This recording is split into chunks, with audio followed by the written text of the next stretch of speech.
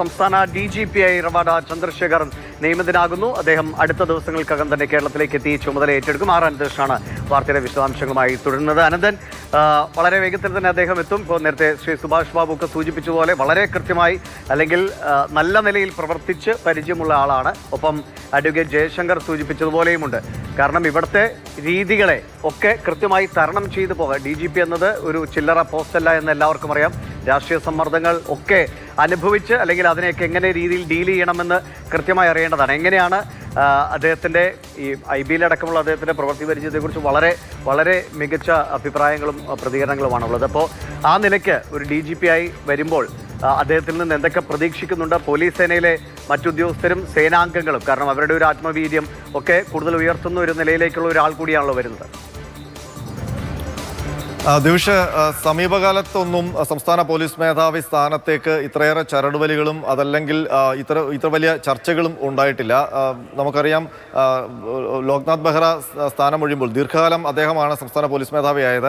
അതിന് തൊട്ടു പിന്നാലെ വന്നത് അനിൽകാന്താണ്. ആ സമയത്തും വലിയ ചർച്ചയൊന്നുമില്ലാതെയാണ് സർക്കാർ അനിൽകാന്ത് എന്ന പേരിലേക്ക് എത്തിയത്. അത് കഴിഞ്ഞപ്പോൾ സ്വാഭാവികമായും ആകസ്മികമായി ഒരു സംസ്ഥാന പോലീസ് മേധാവി ആയ വ്യക്തി ഷേഖ് ദർവേസ് സാഹിബാണ്. സർക്കാർ ഒട്ടും പ്രതീക്ഷിക്കാതെയാണ് ഷേഖ് ദർവേസ് സാഹിബിനെ ആ സ്ഥാനത്തേക്ക് കൊണ്ടുവരികയും ചെയ്യുന്നത്. അതിനുശേഷം ആരാകും സംസ്ഥാന പോലീസ് മേധാവി എന്ന ചോദ്യത്തിന് കഴിഞ്ഞ കുറേ നാളുകളായി അതുമായി ബന്ധപ്പെട്ട ചർച്ചകളാണ്. അതിനൊടുവിലാണ് ഇപ്പോൾ റവാഡ ചന്ദ്രശേഖരൻ എന്നെ തീരുമാനിച്ചുകൊണ്ട് മന്ത്രിസഭാ യോഗം തീരുമാനമെടുത്തിരിക്കുന്നത്. നമുക്കിപ്പോൾ ഏറ്റവും ഒടുവിൽ ലഭിക്കുന്ന വിവരം കൂടി അനുസരിച്ച് അദ്ദേഹം ഇന്ന് തന്നെ തിരുവനന്തപുരത്ത് എത്തും എന്നുള്ളതാണ്. 2:30 ഉച്ചയ്ക്ക് അദ്ദേഹം ഡൽഹിയിൽ നിന്ന് തിരിക്കും എന്ന് പറയുന്നു.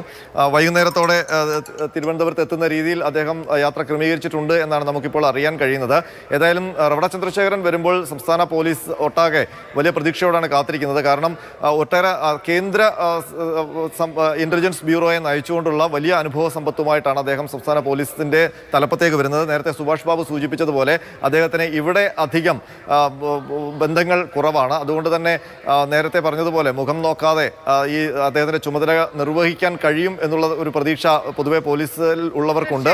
പക്ഷേ അനന്തരിലേക്ക് മടങ്ങി വരാം. ഇപ്പോൾ നോക്കൂ, ഈ ഒരുപക്ഷെ ഈ അടുത്ത കാലത്തായിരിക്കും സംസ്ഥാനത്തൊരു ADGPക്കെതിരെ DGP തലത്തിൽ അന്വേഷണമൊക്കെ നടന്നത്. അങ്ങനെ കോളിളക്കം ഉണ്ടായ ഒരു മാസങ്ങളിലൂടെയാണ് നമ്മൾ കടന്നു പോകുന്നത്. ആ സമയത്താണ് പുതിയ പോലീസ് മേധാവി വരുന്നത്. ഈ അനുഭവ സമ്പത്ത് നല്ല രീതിയിലുണ്ട്. പ്രത്യേകിച്ച് കേന്ദ്ര ഡെപ്യൂട്ടേഷനിലായിരുന്നു ഇത്രയും കാലം ഉണ്ടായിരുന്നത്. നക്സൽ ഓപ്പറേഷൻ അടക്കം നേതൃത്വം വഹിച്ച വ്യക്തിയാണ്.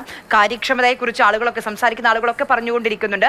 IBയിൽ പ്രവർത്തിച്ചതിന്റെ പ്രവർത്തന പരിചയം അതെല്ലാം അദ്ദേഹത്തിന് വലിയ രീതിയിൽ ഇവിടെ പെർഫോം ചെയ്യാൻ കഴിയുമെന്നുള്ള തെളിവാണ്. പറഞ്ഞതുപോലെ ആളുകളെ കുറച്ചറിയുന്നത് കൊണ്ട് രാഷ്ട്രീയ സമ്മർദ്ദങ്ങളും ഒരുപക്ഷെ കുറവായിരിക്കുമെന്ന് നമുക്ക് പ്രതീക്ഷിക്കാം.